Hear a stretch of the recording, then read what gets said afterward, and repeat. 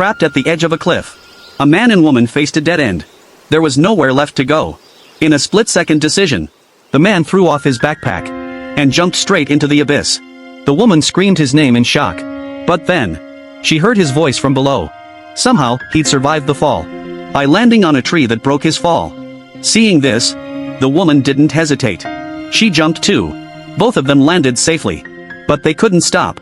They had to keep moving. After a plane crash, they were stranded in a frozen wilderness.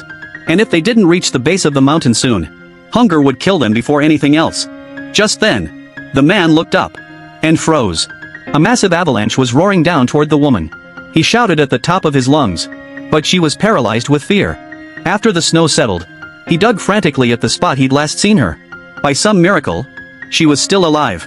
He pulled her out, and together they pushed forward. They couldn't afford to slow down. They hadn't eaten in 3 days. Getting down the mountain was their only shot at survival. After endless obstacles, they finally reached halfway down. They were starving, exhausted, barely standing. But then, the man saw it. A small town at the foot of the mountain. Salvation was in sight. But fate wasn't done with them yet. The man slipped and tumbled down the slope. The woman rushed to him, only to discover both his arms and legs were broken. He couldn't move. Despair hit them like the cold. He begged her to go on without him, to find help, and come back. She didn't want to leave, but she had no choice. With one last look, she turned and headed downhill alone. For 3 days and nights, she walked nonstop through the wild. But just when hope was near, a wolf appeared. She froze, held her breath, but it saw her.